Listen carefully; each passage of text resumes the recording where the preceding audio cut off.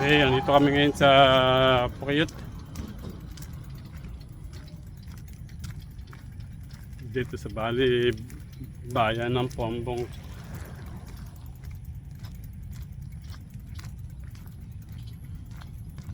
Nasa gitna ng kabukiran. Palaisdaan. Magkabila, Palaisdaan. Okay. Sarap dito. Presko. Sarap mag-walking.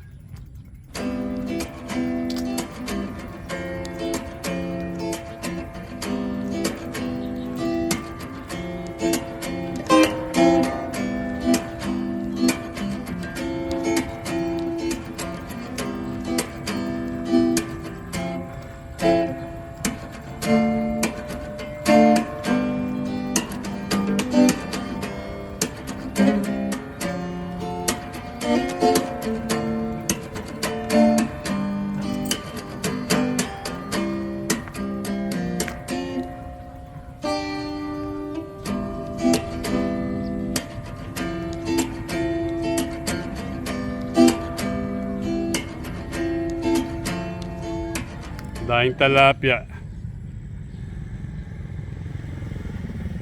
Mga nakalutang lang mga talapia. Yun.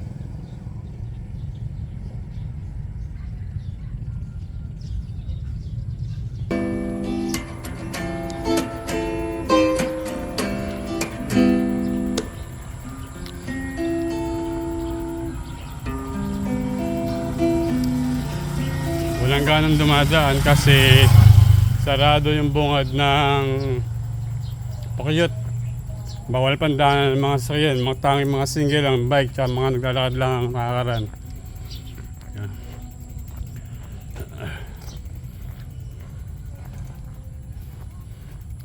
Maraming pang mga bakuran dito ang bakante. Yan, malaki bakuran dito.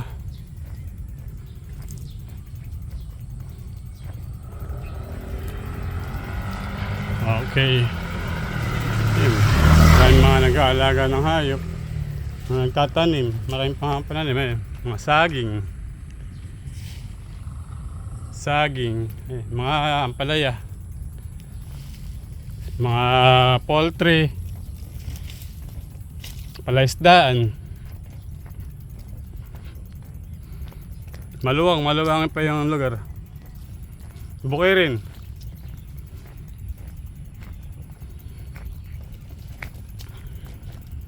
Presko ang hangin, sariwa. Sarap maglakad sa umaga.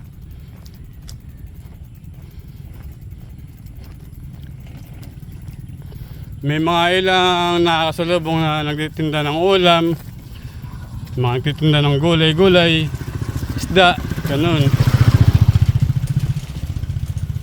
Sila rin ang lumalapit sa mga tao para sa pang-araw-araw na pangangailangan. Tingnan mo naman ang lawak ko. May nakapagsabi nga sa akin na may lugar dito na nabili si Senador Villar. Gagawin niya itong subdivision. Hindi ko lang malaman kung kailan magsisimulang i-develop. Okay. Ay, sarap huminga. Sariway hangin, presko. Aliwalas. Okay. Guys, itong kalsadang ito, kung diretsuhin mo,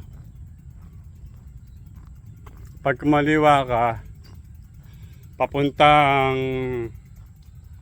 school ng Pinalagden. Bali Pombong na yun. Tapos diretso Santo Rosario. Kung naman kakaanan ka sa pagbaba ng tulay, iyon ay papunta sa Abulalas.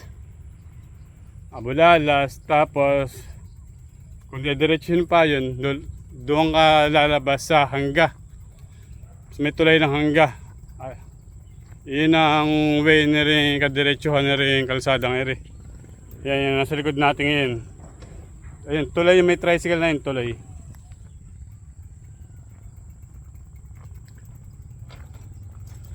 Okay. Maraming mga daan-daan dito na paikot-ikot, pinalagdan, iba-iba bayo, hangga, bulalas, kapitangan. Ay mga kambing oh. Ay, nasa kalsada lang. Madalang kasi yung mga malaking sasakyan dito. Kadalasan motor, single, bike, tapos tricycle. Kasi nga nasa loob tayo ng bukid.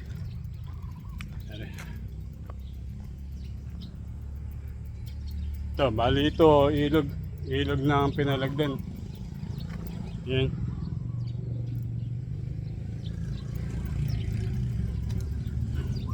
Ito tulay. Pagbaba natin dito, kakanan tayo.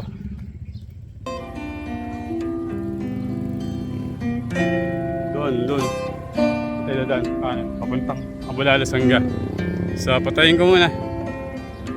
Tuloy na lang natin sa hangga.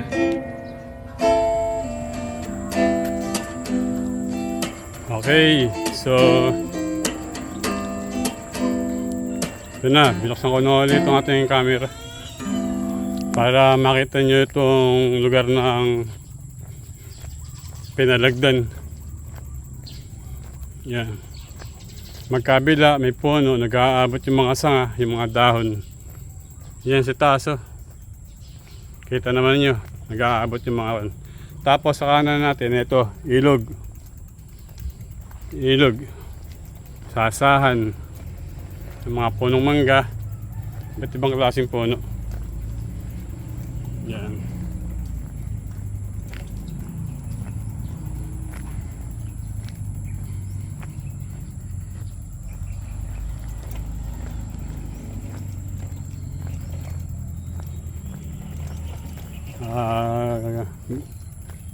Basa rito. Siguro pagka sa gabi lumalaki yung tubig dito sa may ilog, umaapaw, kaya nagkakatubig rin kalsada. Bali malapit lang kasi sa Hagonoy itong pinalagdan eh. Magkatabi rin pinalagdan tsaka Bulalas. Yung Bulalas sakop na ng bayan ng Hagonoy. Ito ba yun? Ganda ng bahay oh. Parang walang nakatira, ang haba ng dam. Pero maganda, malaki. Parang bahay sa ibang bansa. Okay. Ganda. Taas na ng dam. Sayang. Okay.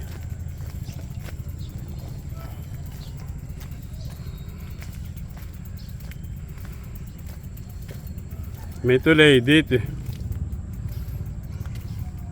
Hindi. Itong tulay nito, pag dumiretso, pababa sa Iba-Ibayo. Yun, Iba-Ibayo. Yun ang lagos nun, Iba-Ibayo. Tapos, itong dang ito sa kaliwa. Yung kalsadang ere. Sa kaliwa. Ito. Yun. Bali pag ito diniretso mo, ang lulusot mo na lang papunta ng hangga. Hangga sa may Hagonoy, sa malapit sa tulay. Guys, rin mga ko kundol. Yan, kundol. Sarap yan, minatamis.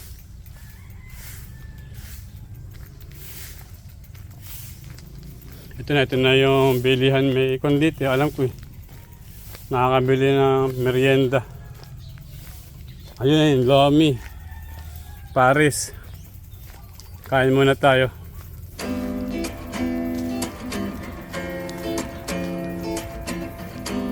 Ewan ko lang kung may available sila. Parang sarado. Ay, sarado. Hindi, sarado. Malas. Sa di kalayuan, minadaan ako ng isang lugawan, kaya dito na lang ako kumain. Yan ay mga daanan, makukulong ka. Oh. Dadaanan mo. Eh, gano'n yung nadaanan? Malalim din na. Hindi naman. Hanggang hita. Hindi naman.